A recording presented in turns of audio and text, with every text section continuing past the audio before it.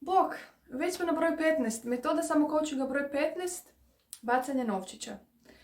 Moje ime je Tihana Dragičević, ja sam coach, bavim se coachingom i osobnim razvojem već više od 10 godina, a ako ste bili sa mnom svih ovih 15 puta na 15 metoda samokoučinga, imamo ih još 5, onda vam svaka čast. E sad, da vas pitam, koji od vas ikada potražio pomoć novčića pri donošenju bilo kakve odluke? Taj zna o čemu ja pričam. A mislim da ovdje nema onih koji to nisu napravili.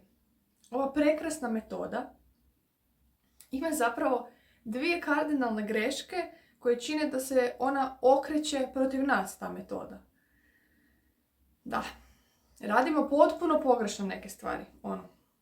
E sad, ne mislim pritom da ga treba bacati u noći punog mjeseca, okretati se oko svoje osi i glasno izgovarati čarobne riječi: ja želim donijeti odluku.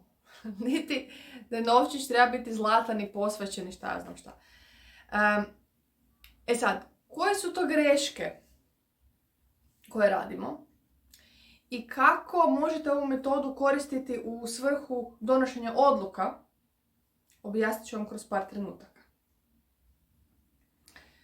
Sve ovo možete raditi bilo kada, bilo gdje. Ono što vam je potrebno je novčić, jel? I u sekundi ćete otkriti ne ono što vi mislite da trebate ili želite, nego ono što stvarno trebate i želite. Bingo! Idemo iz početka. Okay? Greška broj 1. Bacanje novčića koristimo kad želimo da neko drugi odluči umjesto nas. I to je činjenica. Ja ne znam, ja jadna ne znam šta bi, idem pitat neki odvojeni entitet od mene. Tu smo, jeli? Sad.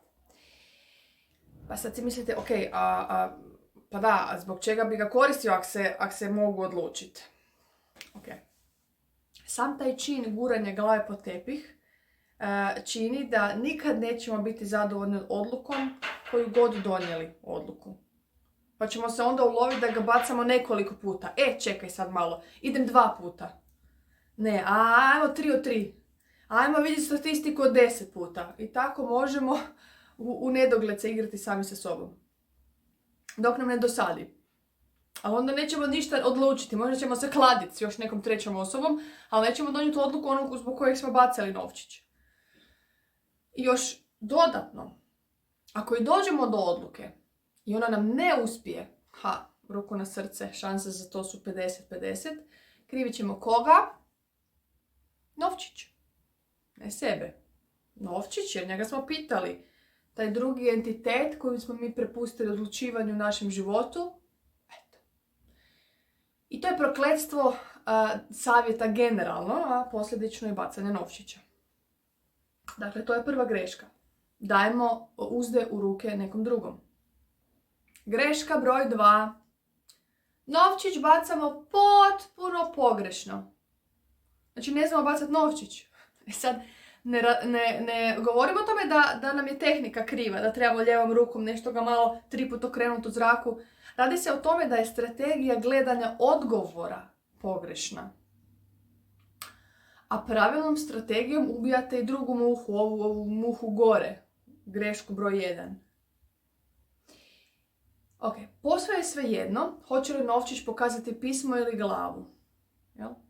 Umjesto da se odreknete odgovornosti, prepustite nekom drugom da odlučuje umjesto vas i čekate hoće li novčić pasti na pismo ili glavu, možete napraviti potpuno suprotno.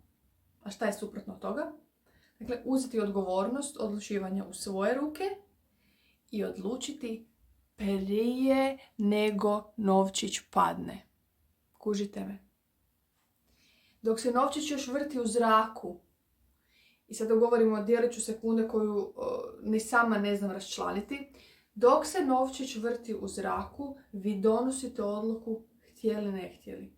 Vi donosite htjeli ne htjeli. Vaše cijelo biće, onako polusvjesno, iz intuicije, iz dubine neke koje inače ne slušate, njezno šapće: joj, ja bi opciju D, ja bi da padne na, ne znam, pismo.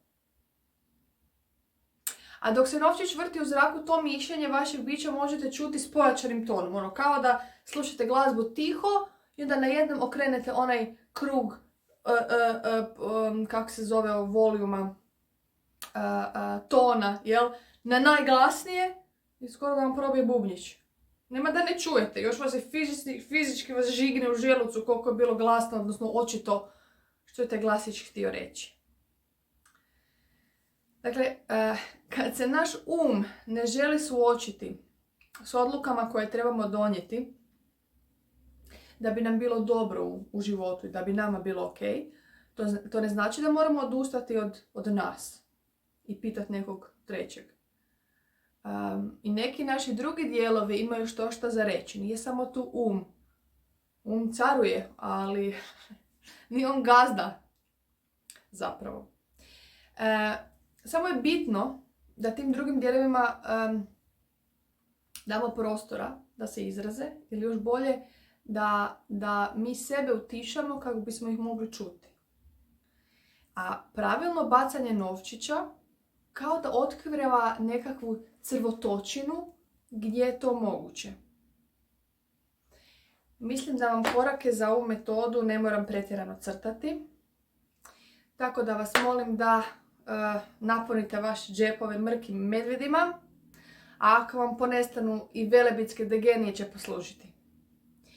Sretno odlučivanje i ako vam se svidjelo, javite mi što ste odlučili. Pozdrav!